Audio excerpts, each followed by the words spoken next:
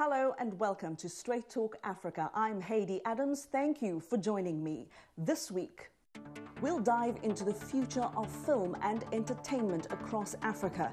As internet streaming giants make a major play for the continent, we'll examine why they're going over the top to serve up stories by Africans, for Africans, and about Africans. Also, we investigate the past, present, and future of African cinema. Filmmaker Boukary Sawadogo joins me to discuss African identity and representation in film.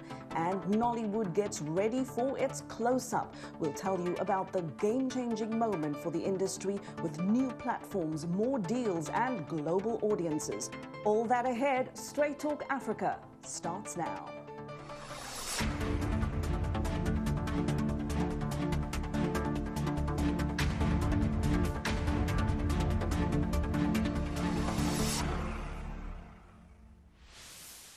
It's called over-the-top entertainment, which means forget cables and satellite dishes. The race is on to bring you shows and movies directly via the internet.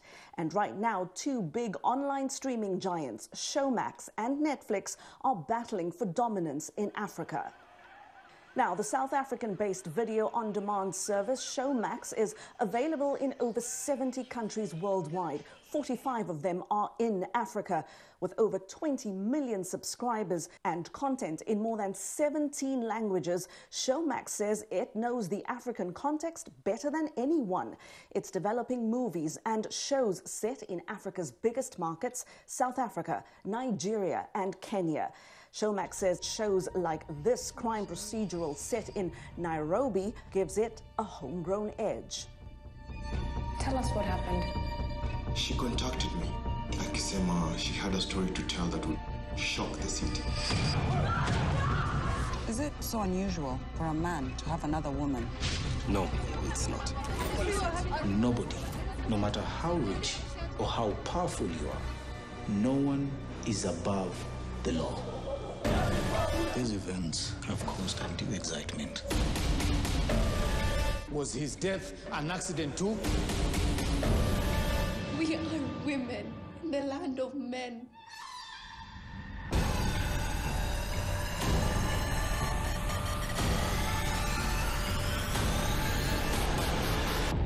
For us, it really is about getting the local entertainment, which we know our African audiences enjoy, programming in their languages, stories reflecting their realities, their hopes and their dreams, making that as widely available as possible. And for that reason, we now look at mobile subscriptions as well as the regular lean back. Now, Showmax's main rival in Africa is Netflix, the American global streaming giant. Looking to add to its more than 200 million global subscribers, Netflix is expanding its footprint on the continent and boosting its library of African content.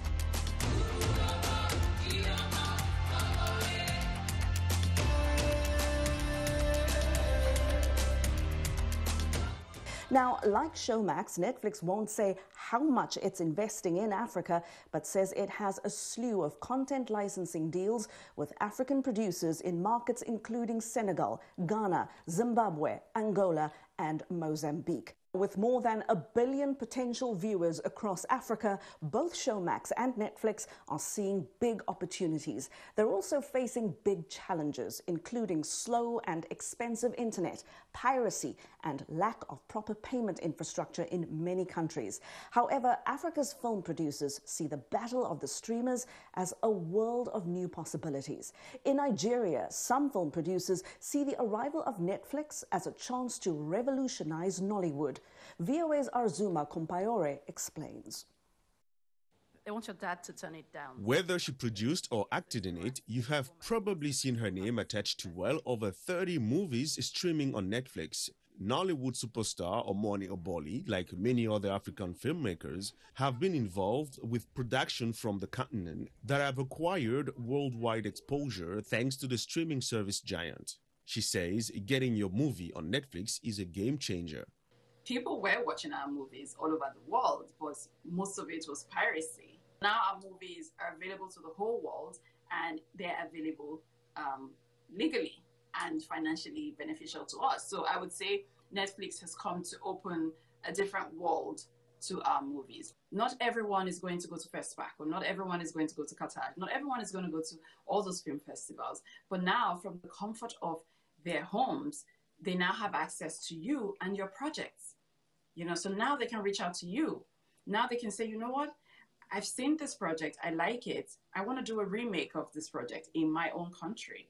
I want to do a co-production deal with you on a sequel for this project, right? So before Netflix, we didn't have that. Netflix coming into Africa, you know, it's like a dream come true for us, because now we know that we have a platform that can take our films, no matter if we shoot in, it doesn't matter if we shoot in Africa, or we shoot in the US, or we shoot in Canada or Australia. We have a platform that can take our films to the global market.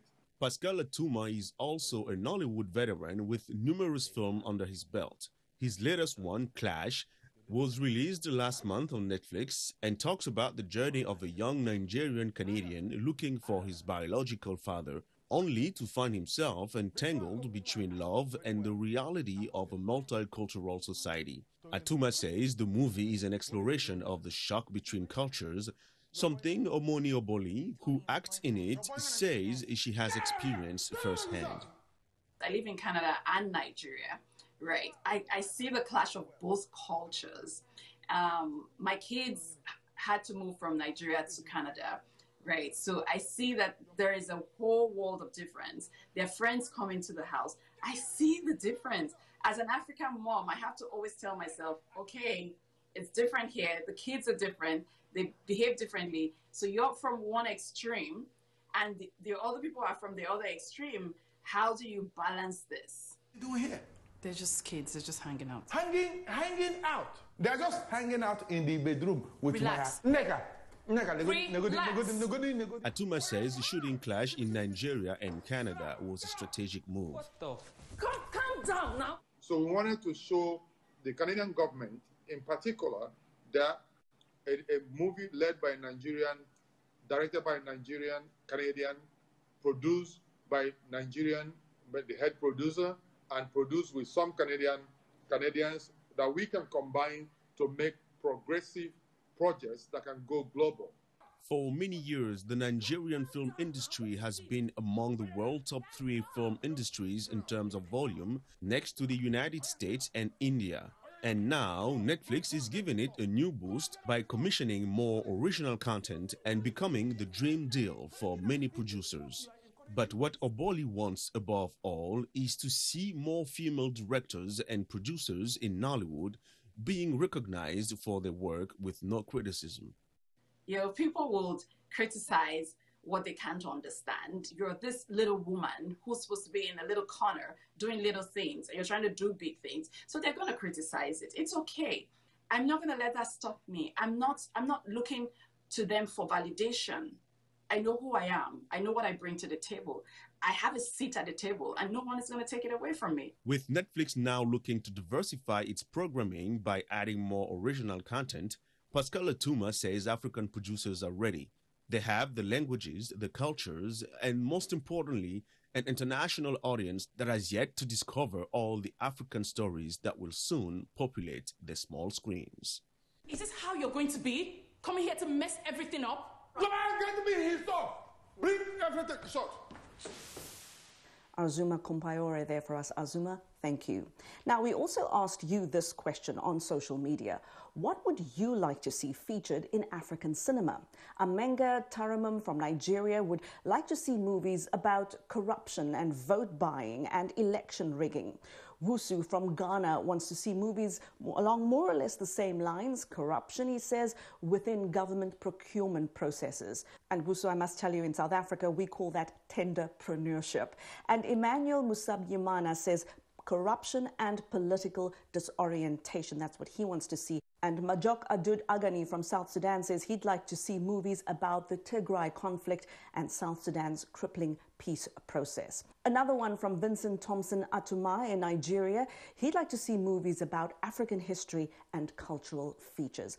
And I do appreciate you sharing your comments on social media with us. Please keep engaging with us this way. And you'll see some of those themes that you mentioned in your comments. You'll see some of that coming up in this discussion that I had with Boukary Sawadogo. He's a filmmaker and professor of cinema studies at City College of New York. We talked about African representation and identity in film and the future of African cinema. Boukary, thank you so much for your time. Great to be speaking to you. Now, you teach African cinema. What are the three most important things that you teach your students about the world of African cinema? The three most important things that I teach my students, the first one is a film as a means or a tool for political and cultural liberation. And that by showcasing how African cinema has contributed to the liberation struggle of countries in Africa fighting for political independence in the 1960s through the 80s. In that sense, film is a critical element of political liberation. And also, in the subsequent years of nation-building efforts, because once African countries gain their independence, now you are in the nation-building efforts, which means how do you pull together linguistic and ethnic communities in a nation framework? And film has been an instrument in achieving that. So, which is kind of feeds into the larger conversation of what's the function of film or cinema, which some people talk about escapism, militancy, or entertainment. But the inception of African cinema should be placed in that context of militancy and fighting to gain independence and also to give dignity to African people. That's the first thing. The second for me is really the importance of representation. To see oneself on the screen, to see one story being told from one's perspective is very critical in constructing one's identity, but also to be able to confidently engage with the world. And film has allowed that for Africa, obviously after the end of colonialism, where they've gone through erasure of history, erasure of identity. And the third most important thing that I teach my students is the sweeping structural changes that is really going through the landscape of African cinema today. The first one is simply what I call the intervention of media giant in African cinema. We have a case most known for the case of Netflix, which started as a platform that acquire simply African titles, but now it has moved into producing content in Africa. And I'm thinking of the first two Netflix African original series, Queen Sono and Blood and Water, which came out early last year. And so you have that challenge. And the second sweeping changes is we have more and more accessibility of content through the rise of TV series, because this has not been the case. Because up to the end of the 1990s, TV series in Africa was consumed mostly in foreign TV series. But starting from the early 2000s, we have the rise in the production and circulation of TV series. And the third, in terms of sweeping changes, is how video and digital technologies has really revolutionized production and distribution on the continent. Because in the prior years, I'm thinking about before 2000, you have to go to film school mostly in Europe, in the West, to make films, but not now anymore because you have accessible equipment. And in terms of distribution, it used to be the festival circuit. That is really the main, distribution network. But now we have more venue to show. Give us an idea of who you're teaching. Who's interested in learning about African cinema these days? In my African cinema classes, those are mostly minorities, when I say minorities, and I have a lot of African students in my class, and those are sometimes first-generation immigrant or second-generation immigrants, and I also have many African-American students in my class, because I remember last year in a very, I would say, hard, melts my heart, when I received an email from a student who said, thank you so much, Professor, for exposing me to film from the continent. And my mom also sent you her best regard, because all throughout, the semester, I didn't know that, her mom was also, following the class, watching the movie and, everything. So that's one of, bonus of teaching online. You don't know who is on the other end. Yes. Now, of course, a lot has changed in the landscape of African film. A lot has changed on the continent. A lot has changed in the world. What are the trends that you're seeing about the kind of stories and subjects that African filmmakers are tackling right now? Right now, what we're tackling are mostly what I call transnational issues. The first one that comes to my mind is migration, and I'm thinking of a film Atlantics by Mati Diop, 2019, and also I'm thinking of extremist violence, which is also fits in the category of transnational issues. And we have Timbuktu by Abdurrahman Sissako from Mauritania.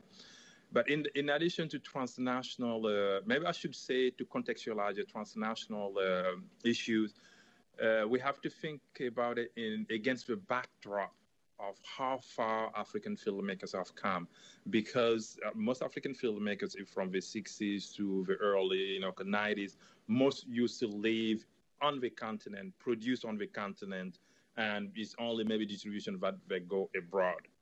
But, starting with 2000, we see the international space has become not only space of work or residence, and sometimes we see filmmakers, living in one place and working in another.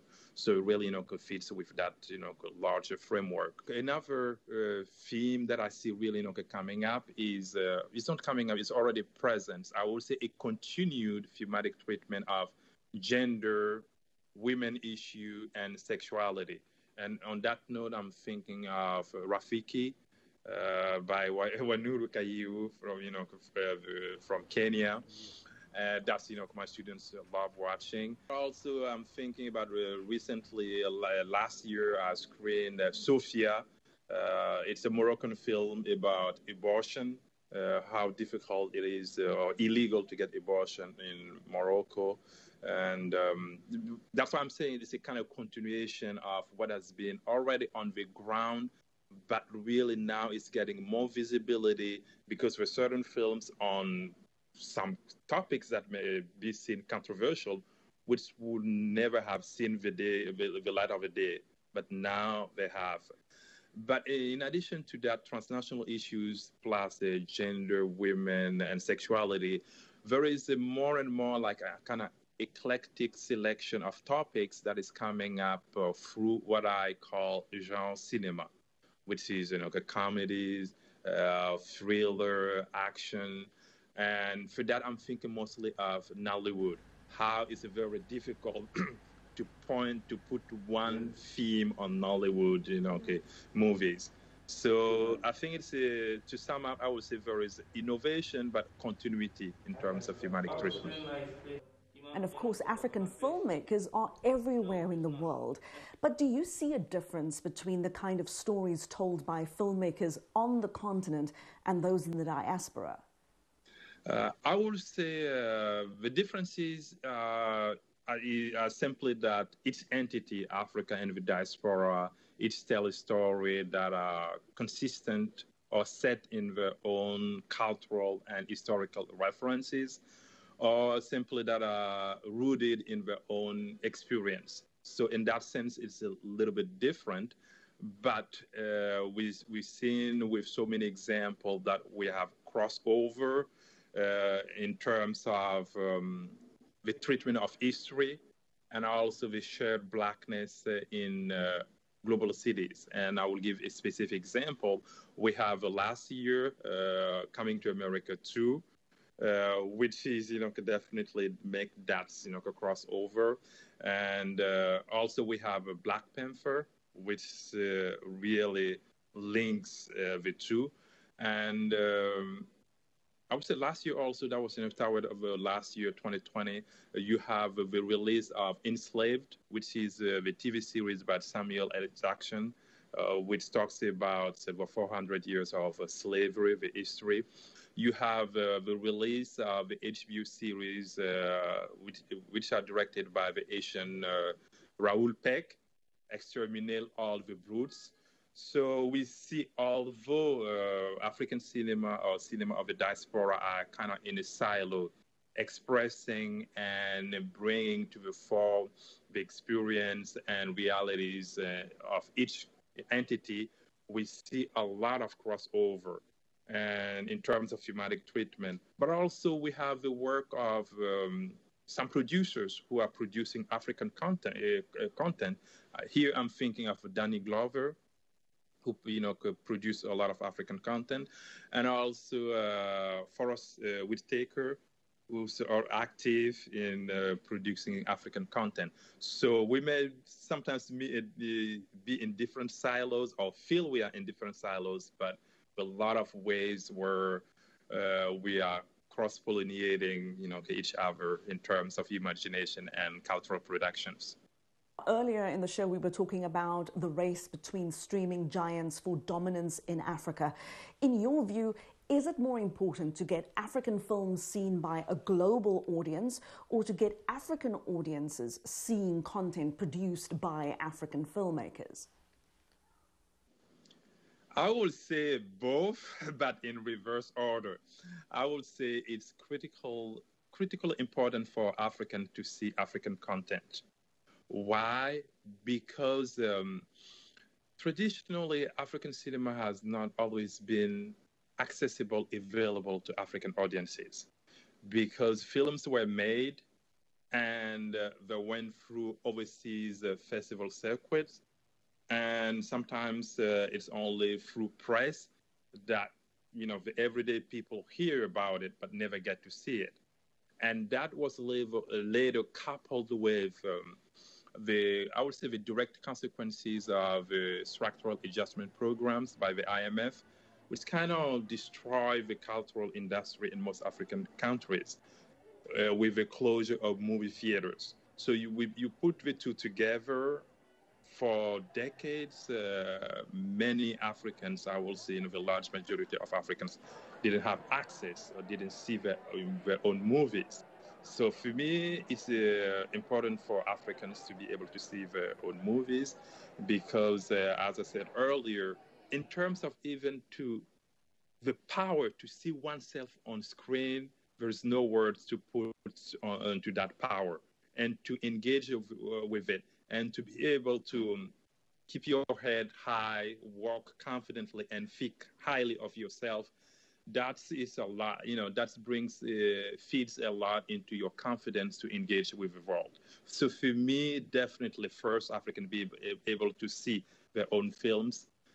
But here is the caveat with, streaming. Because you have what I call prerequisite, infrastructural prerequisite. In order for streaming to happen, you need a reliable power grid, which is very challenging in most African countries. And you need also a stable internet connection, and that also is not given. And third, you need unaffordable internet services. You may have a power grid, may have the internet connection, but is it affordable on people's budgets? So on that sense, say yes, there is that possibility, but we may run the risk of cinema just being an experience of urban dwellers. And we'll bring you more from my conversation with Boukary Sawadogo after the break. Also, a conversation with the woman behind the unconventional love story between Nollywood and Bollywood. Azuma Kompayore speaks to the movie producer and director of Namaste Wahala. We'll be right back. Health, wellness, sport, beauty, medical breakthroughs. Healthy Living cares about your well-being. What are the main health concerns in Africa and around the world? Find out the latest on coronavirus. Connect with our experts and ask them questions. How long does the virus stay? Join me, Linoch Mudu, in Washington, every week on Healthy Living, right here on VOA.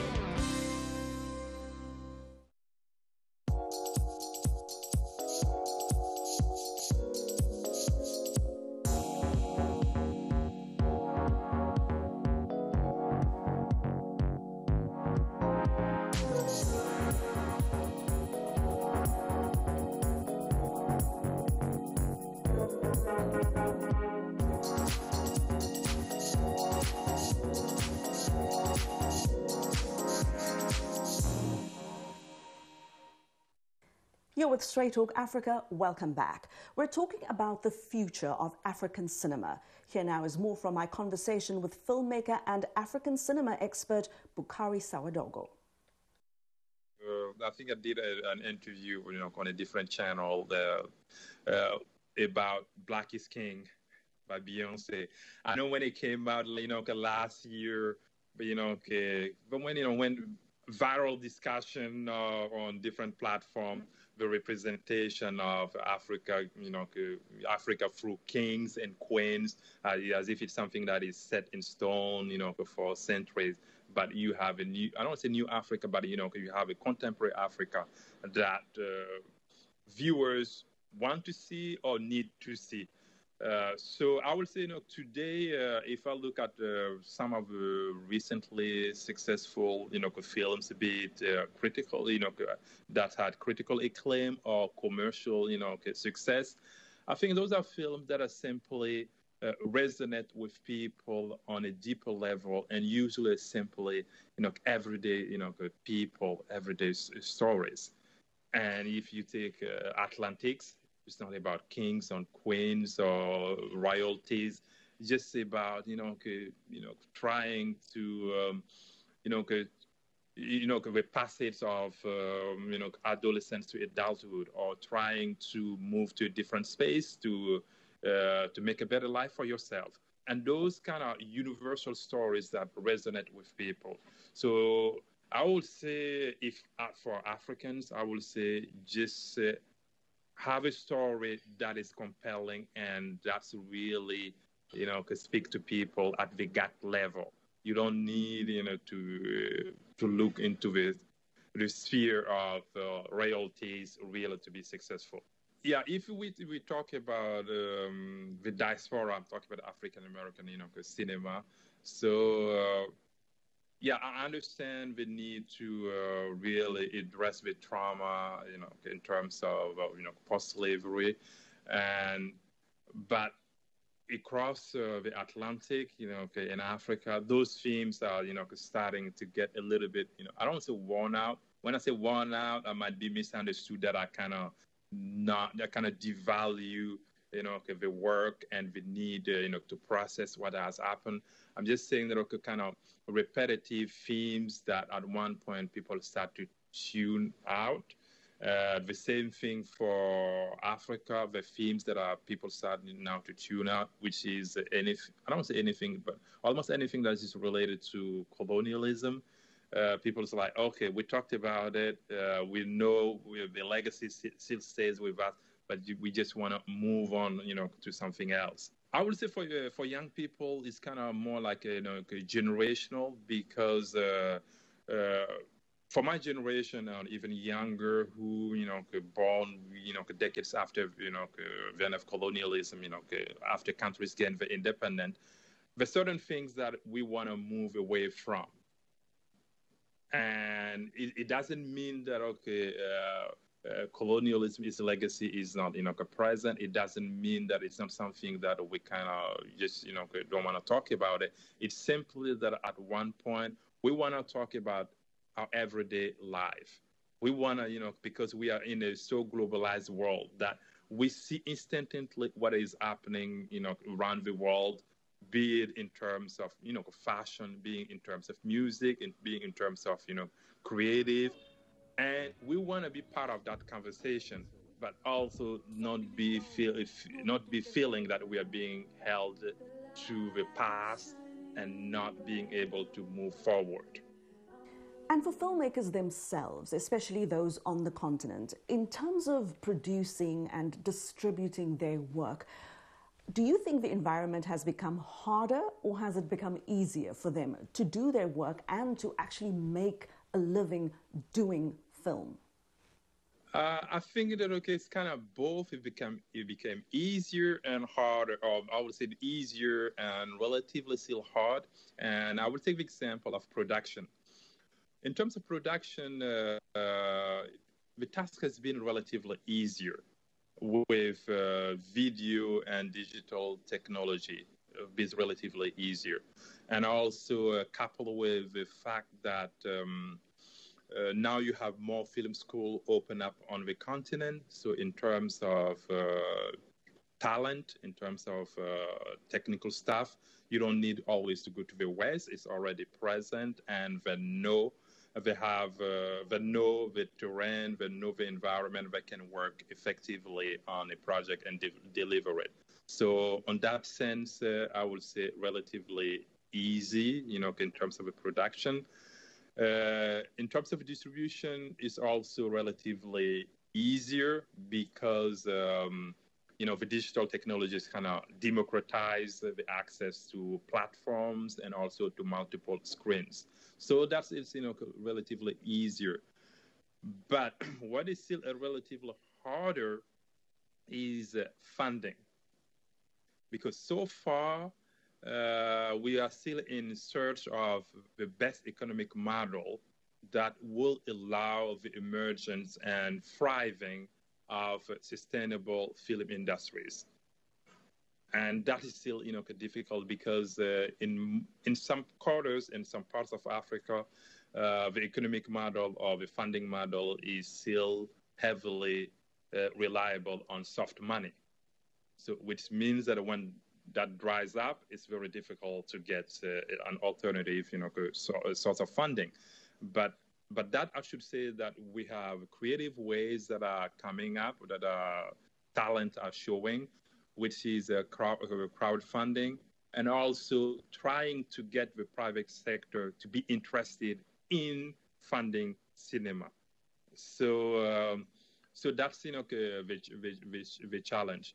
And another one which is related to distribution is it's true we have Netflix. It's true that we have local TV stations. We have transnational TV station. I'm thinking of China Star Times or India, ZTV.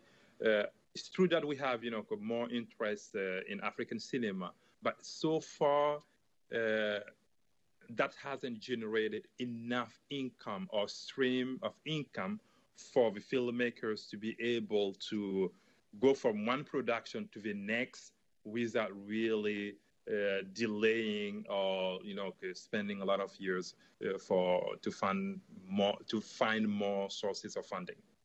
This conversation makes me think about it was several years ago that I was on assignment in Harare in Zimbabwe, and I was in my hotel room, turned on the television, and I found a lot of Chinese content. A lot of TV shows were in Mandarin, of course.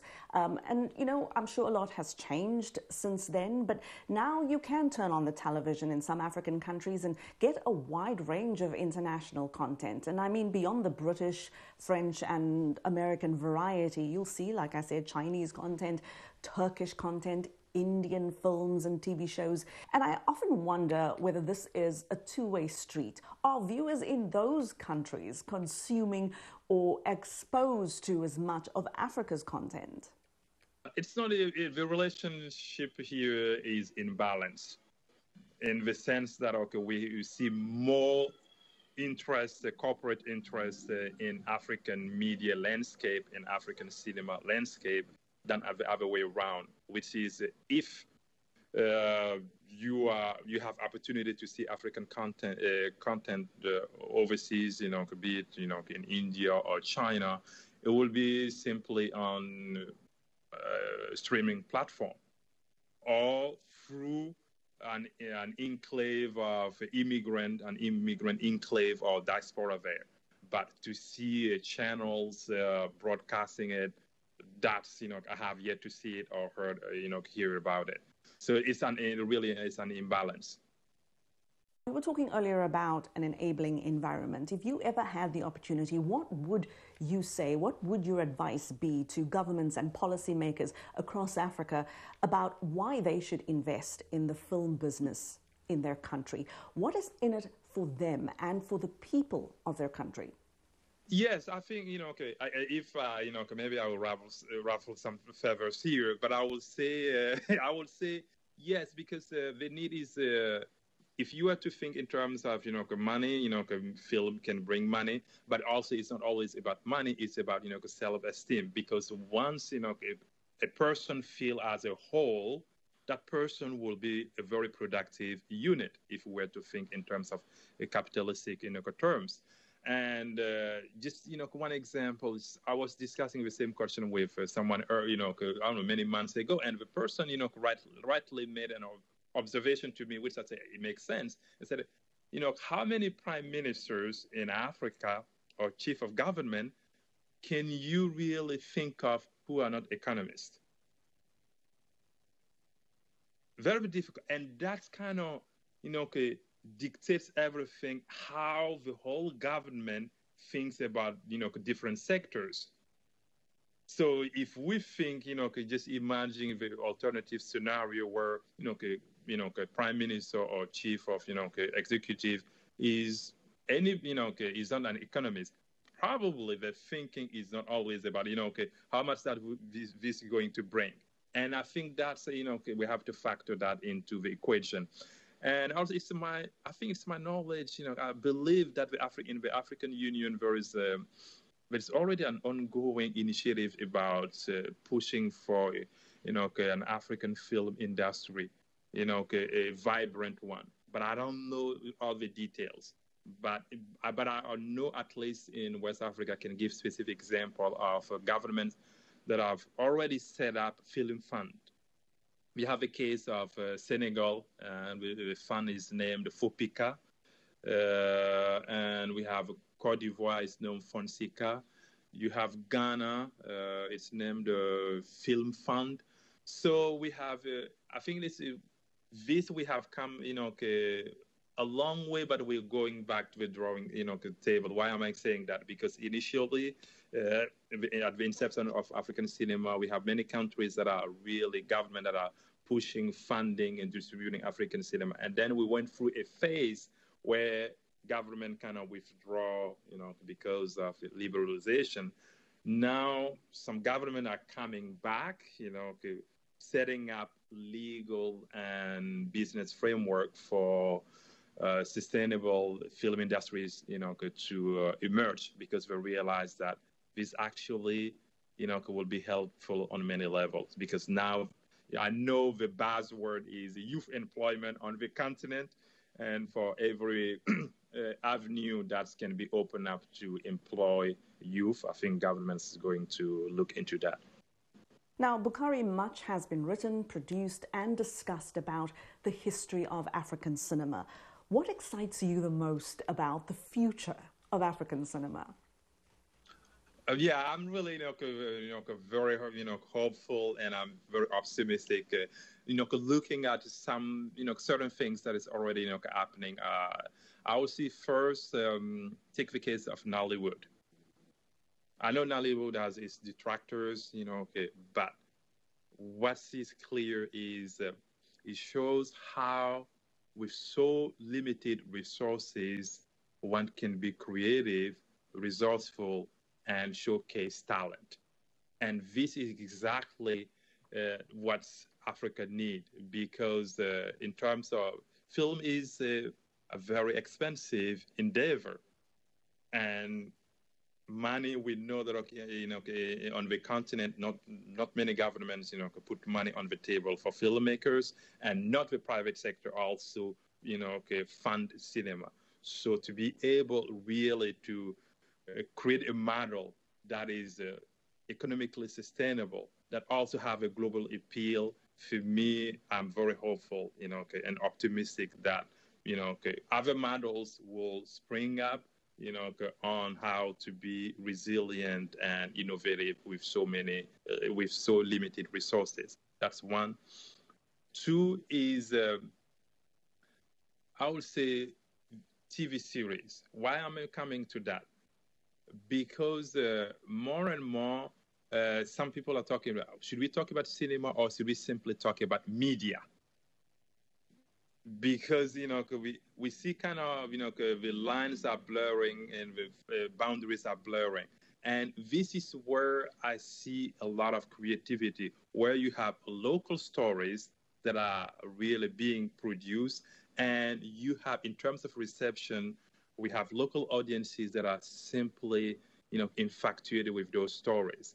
And for me, this is important because it gets production going, but also it gets local people to identify with those stories. And third, for me, is I would say the most critical point is how we see more and more female African filmmakers, and that is really significant because I had teach a class, African cinema, gender and culture, where I address those issues. You see, we have women who make up 52% of African population, but yet in terms of the representation, I would say behind the camera as directors or in front of cameras, actresses, we are far off the target. But we see, this young generation, and I can give names of Mati Diop, I can give names of Waniru Kahiu, I see many names in Nigeria, and that gives me hope that in terms of a balanced storytelling, we will see more balance. Because if we talk about structural imbalance between the West and Africa in terms of distribution, production, we will have also to see the imbalance within ourselves on the continent where women, don't have, much voice in filmmaking. But now we see those voices coming up and the matters. And to see that, I just give one example. I don't know why Mati Diop always comes to my mind, but to see, the first Black woman to gain the Grand Prix at Cannes Film Festival, for me, it's like, yes, this is long overdue. All right, Boukary Sawadogo, filmmaker and African cinema expert, thank you so much for joining me from New York. I appreciate it. And thank you so much for the opportunity to talk about African cinema. Always my pleasure.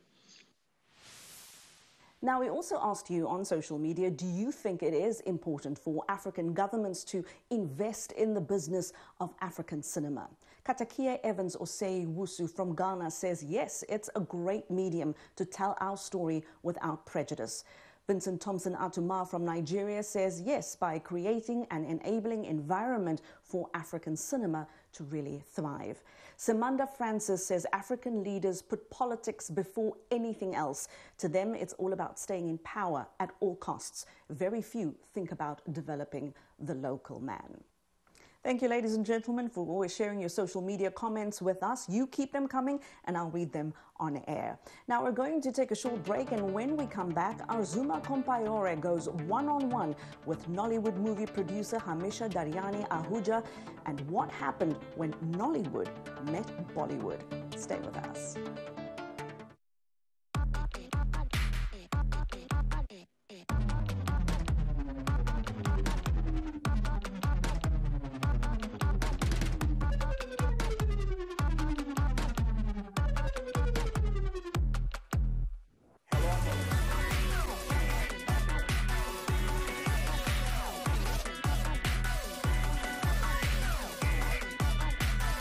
From around the world. Let's go.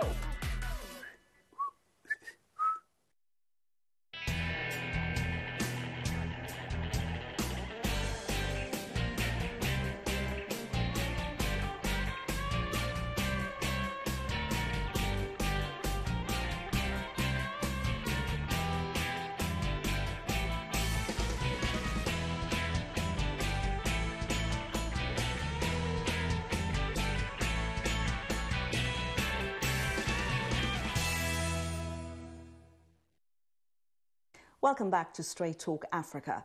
Namaste Wahala, which in Hindi and Nigerian pidgin means hello trouble, is a cross-cultural romantic comedy about an Indian man who falls in love with a Nigerian woman. Add to the mix some very involved parents and you have drama. This is Raj, my cousin, and he's an investment banker. And he's single? This is Didi. She's a sweetheart. She's a lawyer.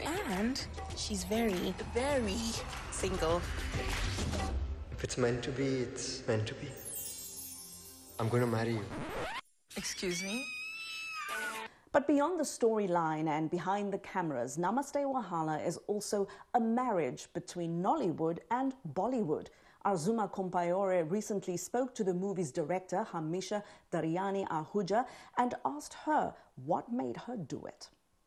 So I live in Nigeria. Lagos is home. And I've run a business here for 7 years. I was running a restaurant called Bistro 7. And then it actually got acquired. So I had some partners buy into the restaurant. And I'm now a shareholder and a silent partner. So that left me a lot of time to actually follow my dreams, which is enter the filmmaking business. And that's how I jumped into the Nollywood industry. So what made you want to, make this particular film, Namaste Wahala? And tell us a little bit, what is it about? So why I wanted to make this film, I find that with Nigeria, again, I've grown up here. A lot of my Nigerian friends, majority of people here say they've grown up on a Bollywood diet. So people here love Bollywood. They know Shami Kapoor, they know Amitabh Bachchan, Hema Malini. So that was already really exciting. And Zee Cinema plays a huge part in Nigeria as well. A lot of the Zee Cinema shows from India come in and get dubbed in English. And you can see it in coffee shops and you can see it in hairdressers. And I just thought, why not do something that's a little bit more targeted here, So an English movie, Nollywood, but with some pidgin English, with some Indian actors, and fuse the two and see what happens. And so, yeah, that's what Namaste Wahala is.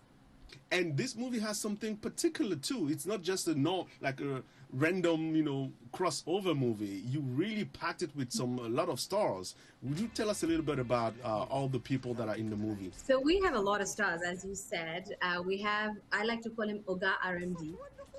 In here, that means Mr. RMD or boss, because he is the Amitabh Bachchan of Nigeria.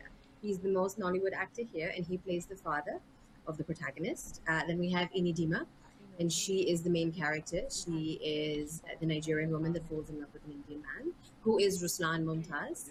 He's from Bombay, and his mother is Sujata Singh.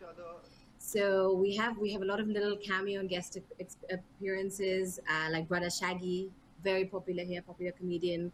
We have a couple of people from the Big Brother house. So last year, I actually did a workshop. I also do motivational speaking for the Big Brother house.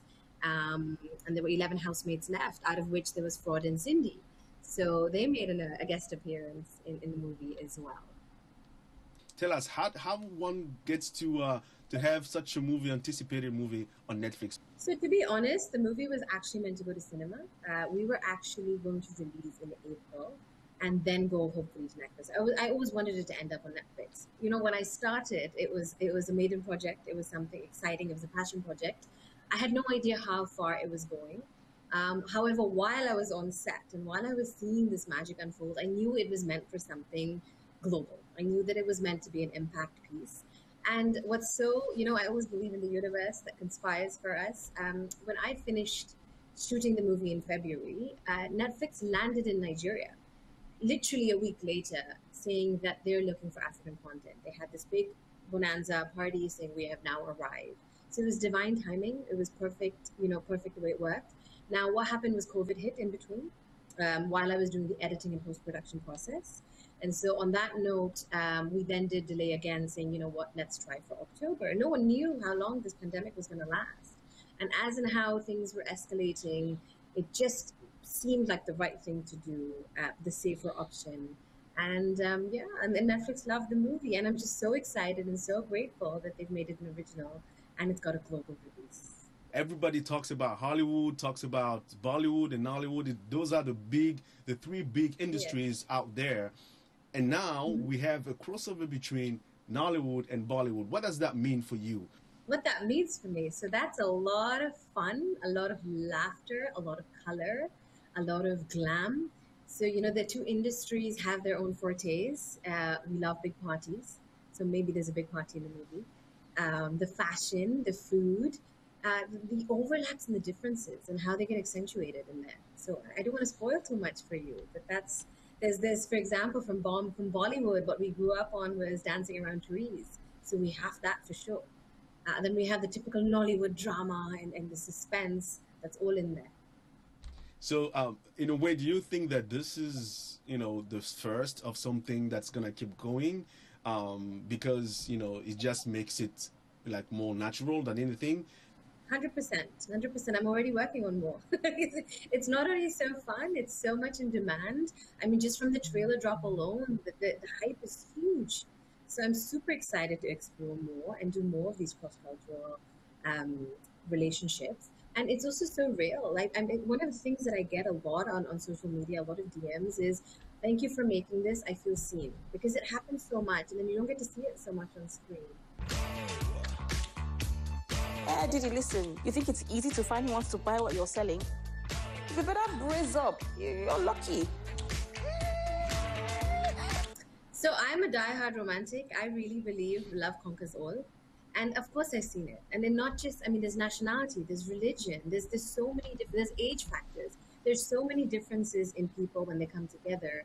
And it's so real. You know, typical families will say, no, but I want someone from my country, or I want someone from my religion. Of course, I've had families intermarry. I've had, like my cousin married someone of another religion, and I've seen what she had to go through. And she's so happy today, you know? So yes, it's very real. Yes, it's out there. And yes, we've had fun with it because it's a comedy, but there's some deep-rooted issues in there which we've actually pointed out to be like, are we really that different? You know, one of the biggest differences I actually see with our two cultures is the similarity of how they handle the situation. Because they're so deep-rooted into their tradition, they so want, you know, someone from their country. But is it that important? And that's the big question. Can you tell us one thing we should look for in the movie? I do want you to look out for the music. The music is fantastic. We've got Afrobeats in there as well as Indian music. And also some hidden messages, you know. I love weaving in messages in there about the big picture, about going deep. You know, as I said, I do a lot of self-development and pursuit of happiness and you know, motivational speaking. So a lot of hidden messages in there that I hope people get out of that, along with the laughter. Hamisha Daryani Ahuja, thank you so much. Everyone, go watch the movie and let's break Netflix.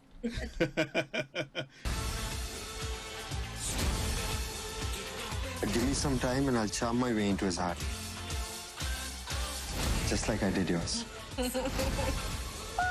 that's so cool.